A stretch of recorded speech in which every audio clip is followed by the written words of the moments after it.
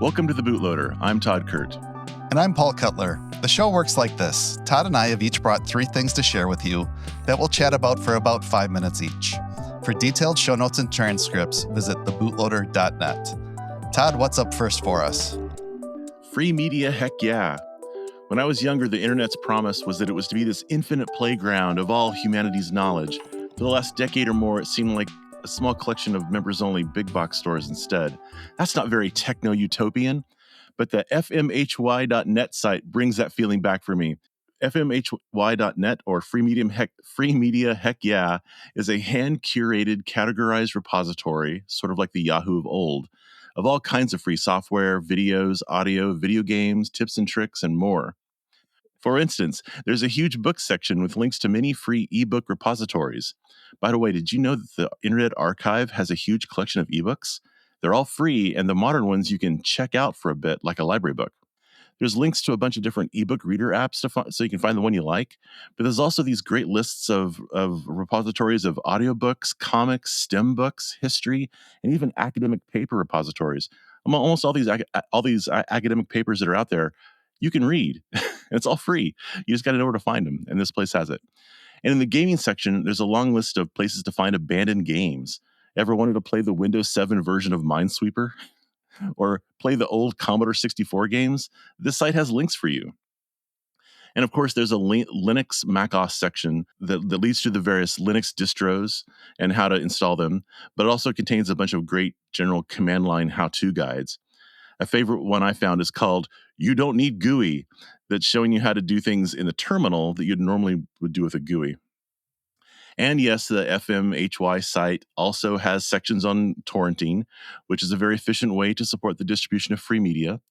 But it can also be used to acquire not exactly legal copies of media. Though be warned, be informed.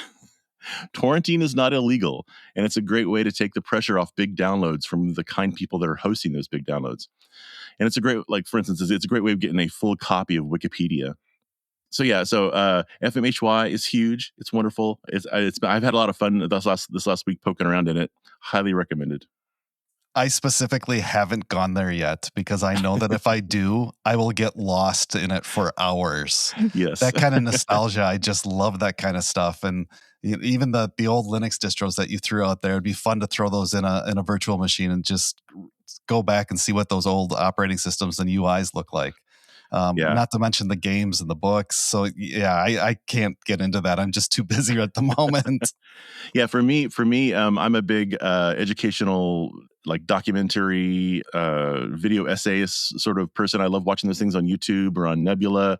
Also, I learned that through this that archive.org has a bunch of really cool documentaries, some of which are pretty recent, but some of which are things from the 40s and 50s that were made that are really interesting, like how clay pots were made in England in the 1950s at an industrial scale. They've got a documentary that's all in black and white. It's really cool. So, Paul, what's your first one for this time? You may have heard of the Flipper Zero, a small handheld piece of hardware that was even banned at the New York City mayoral inauguration earlier this year because organizers don't understand it either. If you visit their website, they describe the Flipper Zero as a tiny piece of hardware that can help you explore any kind of access control system, RFID, radio protocols, and even exposes some GPIO pins. It has wireless, RFID, NFC, Bluetooth, infrared, and more, all powered by an STM Cortex-M4 microcontroller. Lifehacker had an article about all the fun things you can do with the Flipper Zero, from using it as a universal remote to listening in on walkie-talkie conversations to taking your pet's temperature. But it also highlights some of the things that you can do that can cause a little mischief, like cloning keyless entry cards, crashing Android phones, or reading credit card information. This all comes in a tiny package that fits in your hand for $200. And now they want to build the Flipper One. In a blog post from late last month, the Flipper team outlined their project goals and gave an overview of the hardware. They specifically call out that the Flipper One isn't an upgrade to the Flipper Zero. It's a completely different project with different goals. One of their main goals is to have the Flipper One working as a standalone Linux computer with the ability to plug in modules like an SSD or a cellular modem. And they want it to be truly open and one that works out of the box with an upstream Linux kernel. No binary blobs, no closed source or proprietary firmware, but truly open. They go on to share how the state of ARM Linux is depressing, their words, that every vendor has closed source components. Look at the Pico, the Bluetooth stack is closed source, for example. Yeah. If you're into Linux, you may have heard of Collabora, a consulting company that does a lot of work with GStreamer as well. They've partnered with the Flipper team to get the Rockchip RK3576 chipset into the mainline Linux kernel, and they shared a neat article about the process, which I've linked to in the show notes. With all that said, the specs in the Flipper One are crazy for a small handheld cyberdeck. I've already mentioned the chipset, but it has networking support with 2 gigabit Ethernet ports, USB Ethernet, Wi-Fi 6E, and you can add a 5G modem using an M.2 module. With this, you could use the Flipper One as a router, gateway, or even a bridge. It features 2 co-processors, the 8-core Rockchip processor I mentioned earlier for running Linux, and a 2-core Raspberry Pi 2350 that controls the display buttons, touchpad, and LEDs running its own firmware. They've launched a developer portal that includes everything you would want to know about the Flippers, from PCB designs, the enclosure design, software, firmware, docks, and more. But that's not all. If it's compatible with the Linux kernel, it will need its own operating system, and they have a plan for that too. They're building Flipper OS on top of Debian. It also includes flipctl, a UI for small screens such as cyberdecks like this. You should check out the blog post for all the details. I've only covered some of it, believe it or not. Towards the end of the article, they talk about the uses for the Flipper Zero, and one that jumped out at me is the fact that they've put a full-size HDMI port on it. You could take your Flipper One with you while traveling and have your own personal TV entertainment center built in just by installing Kodi on it and outputting it to your TV. That's pretty awesome.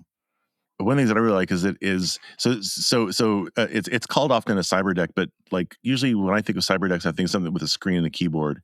And this is not. This is like a little handheld thing that looks kind of like some sort of sci-fi gizmo you'd see some character use, but it has in it, it's got a bunch of ports around it. You mentioned the full-size HDMI. It's also got full-size Ethernet, and it's got Wi-Fi, which means, this would be perfect if you're traveling a lot and you want to use the hotel internet that has got like maybe an Ethernet cable coming out of the wall, which is a much better, usually more fast connection than the hotel Wi-Fi.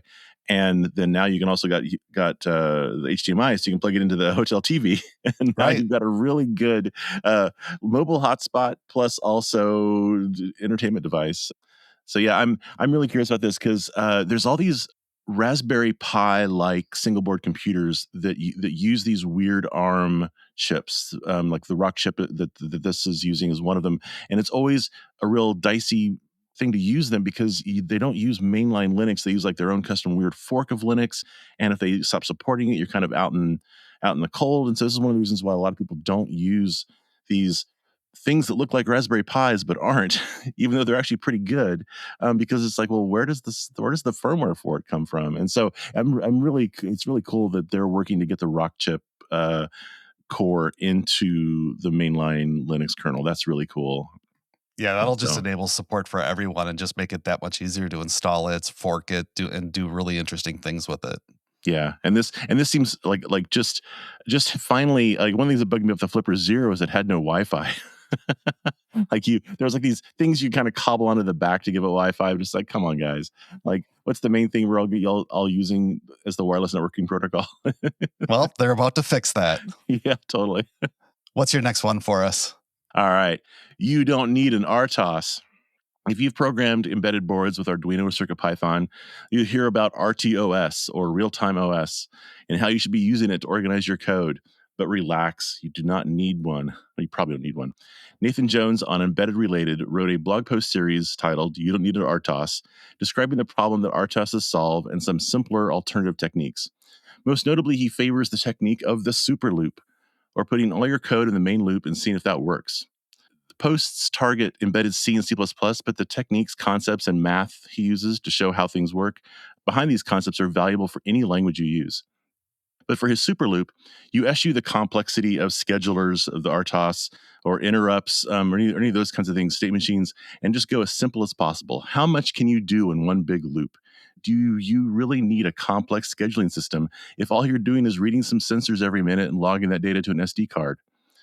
With everything in a single loop, huge conceptual areas where bugs can live, like race conditions or resource contention, are absent by design.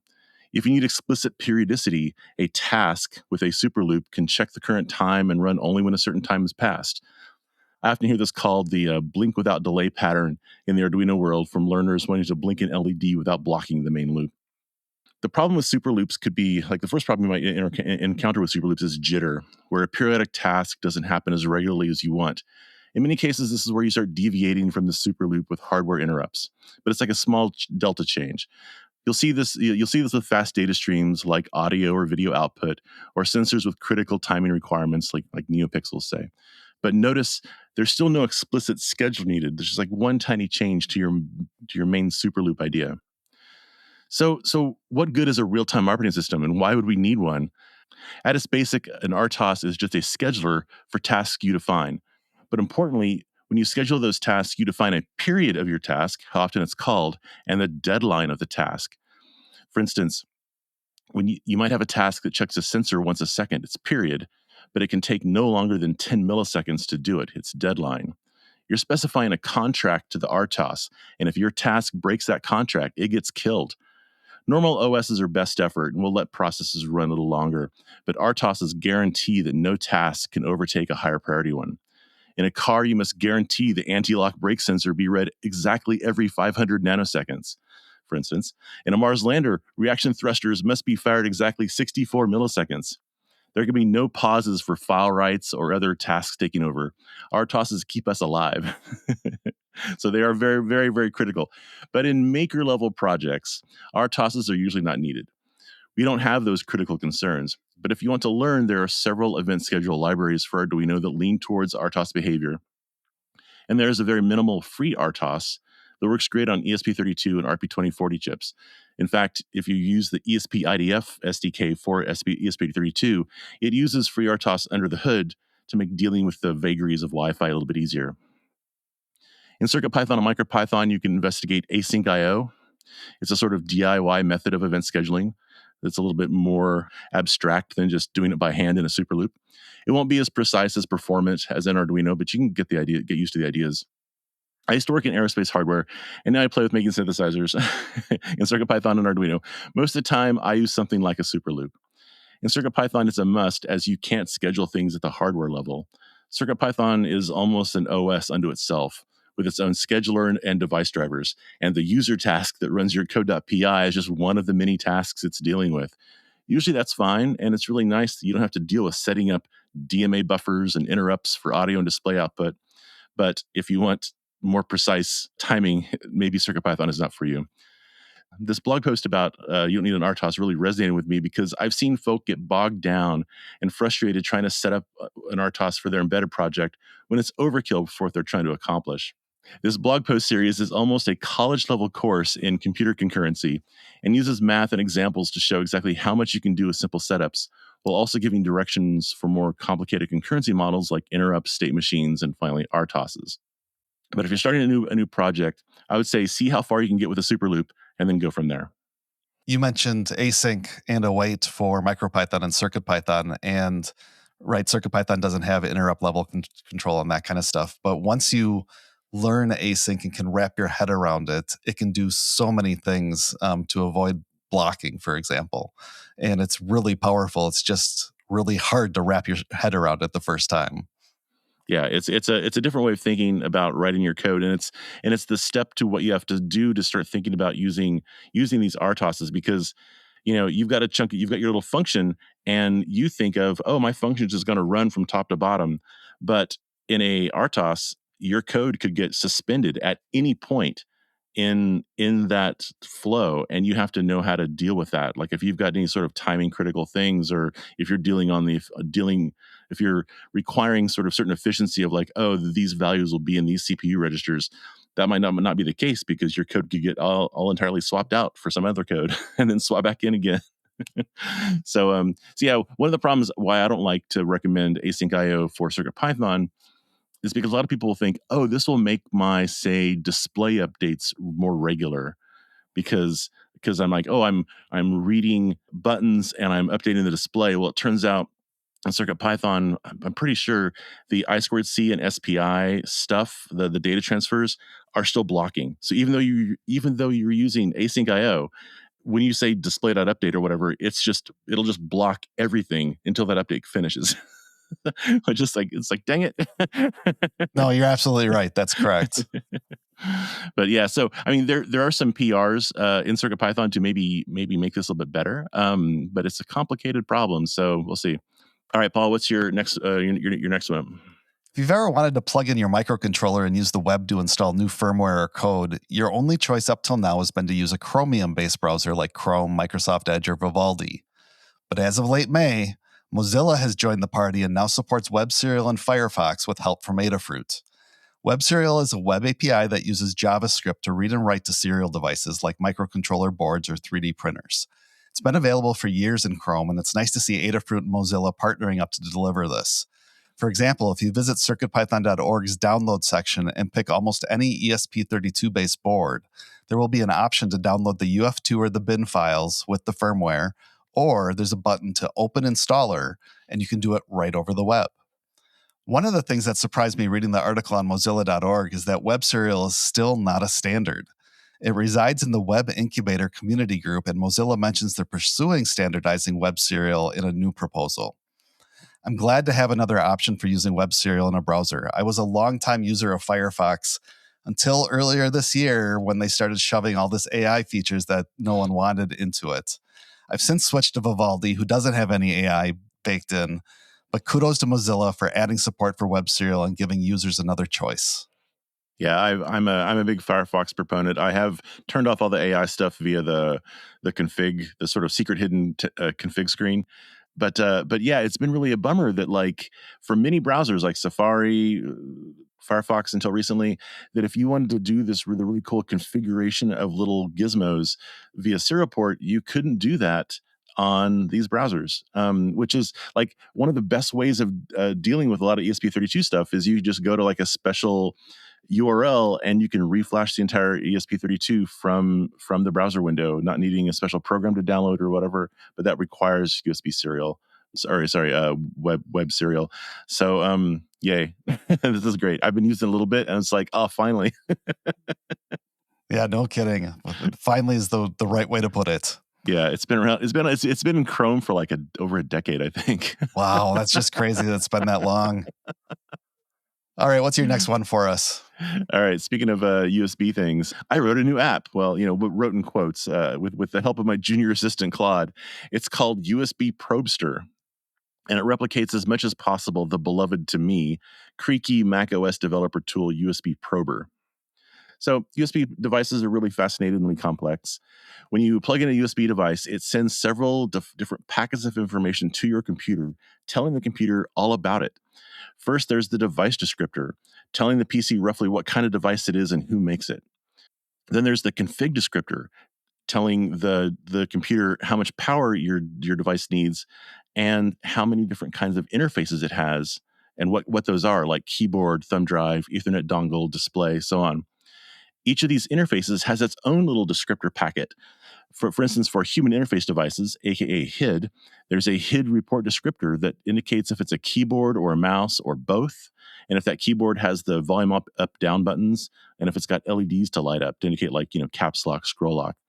And that's just one kind of interface. There's interface descriptors for all the different kinds of devices too, like disk and Ethernet and display and all that kind of stuff. This is a lot of information. It's packed up as packed byte codes in a concise way, as the standard was created back in the 20th century when doing USB was expensive.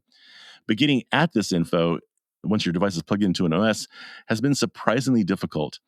In Mac OS and Windows, there's really been no good built-in tools. In Linux, it's a breeze. You can use the lsusb command to see some of this data pretty easily. But if you programmed USB stuff and used a Mac 20 years ago, buried in a hard-to-find developer bundle was a tool called USB Prober. It was great. It was able to get at all this USB descriptor info, and it parsed it, showing it all out in useful English and a nice tree view. And it could save the entire state of your USB setup as a text file. So you could just dump it out and you could look at it and refer to it later.